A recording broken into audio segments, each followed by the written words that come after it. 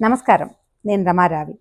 శంకర భగవత్పాదులు రచించిన అనేక స్తోత్రాల్లో సౌందర్యలహరి చాలా ప్రత్యేకమైంది. 100 శ్లోకాలున్న ఈ పెద్ద స్తోత్రాన్ని నేర్చుకోవటం కొంచెం కష్టమే. మన ఆధ్యాత్మిక ప్రగతికి చాలా ఉపయోగపడుతుంది.